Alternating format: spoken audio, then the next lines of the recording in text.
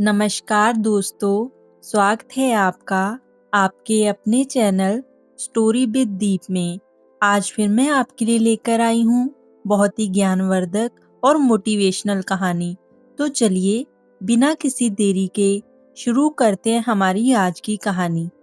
बहुत समय पहले की बात है। एक गांव में महात्मा जी अपने शिष्य के साथ ब्राह्मण पढ़ने के लिए निकले। गुरुजी को इधर-उधर की बातें करना बिल्कुल भी अच्छा नहीं लगता था। कम बोलना और शांति से अपना काम करना ही गुरु को प्रिय था। परंतु शिष्य बिल्कुल ही विपरीत था। उसे हमेशा इधर-उधर की बातें ही सूझती थी और दूसरों की बातें करने में उसे बड़ा ही आनंद आता था। चलते हुए जब वो एक तालाब से होकर गुजर रहे थे, तो उन्होंने देखा कि एक मछुआरा नदी में जाल डाले हुए था।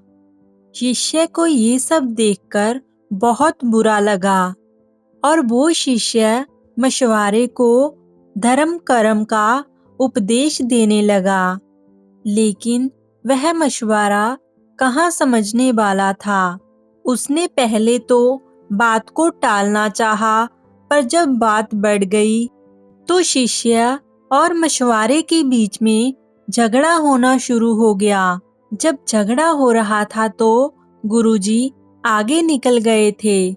फिर वो लौटे और उन्होंने अपने शिष्य को साथ चलने के लिए कहा और शिष्य को पकड़कर अपने साथ ले गए। गुरुजी ने अपने शिष्य को कहा कि बेटा, हम जैसे साधुओं का काम सिर्फ समझाना है, लेकिन ईश्वर ने हमें दंड देने के लिए धरती पर नहीं भेजा है।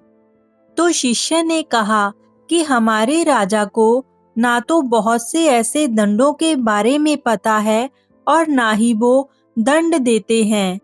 तो आखिरकार इन जैसे लोगों को दंड कौन देगा?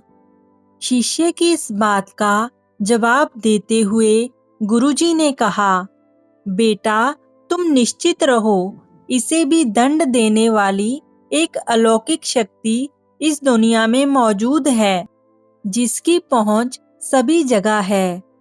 ईश्वर की दृष्टि सब जगह पर है और वो सब कुछ देख रहे हैं।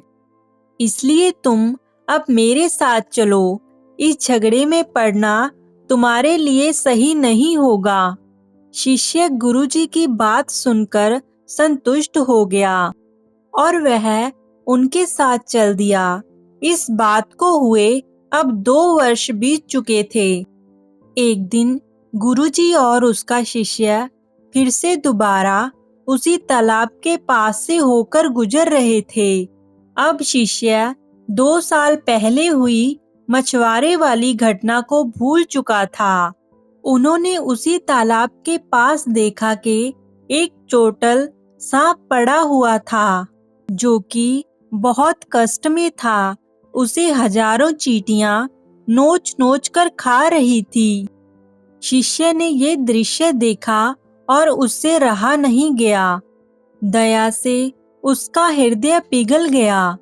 वह सर्प को चींटियों से बचाने के लिए जाने ही वाला था कि गुरुजी ने उसका हाथ पकड़ लिया और उसे वहां जाने से मना करने लगे और कहा, बेटा, इसे अपने कर्मों का फल भोगने दो। यदि तुमने इसे अभी रोकना चाहा, तो इस बेचारे को फिर से दूसरे जन्म में ये दुख भोगने होंगे, क्योंकि कर्म का फल अवश्य ही भोगना पड़ता है। शिष्य ने गुरुजी से पूछा कि गुरुजी, इसने कौन सा कर्म किया है जो ये ऐसी दुर्दशा में फंसा हुआ है? गुरुजी ने कहा कि ये वही मछुआरा है जिसे 2 साल पहले तुम यहीं पर मछलियों को ना मारने का उपदेश दे रहे थे और वह तुम्हारे साथ लड़ने के लिए आग बबूला हुए जा रहा था। और वह मछलियां ही ये चींटियां हैं जो इसे अब नोच-नोच कर खा रही हैं।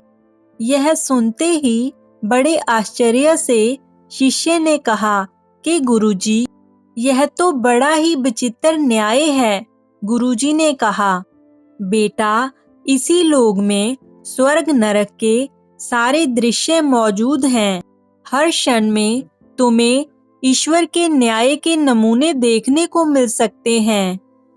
इसलिए अपने कर्म को हमेशा याद रखो, क्योंकि सच यही है कि वो हमेशा तुम्हें भोगना ही पड़ेगा।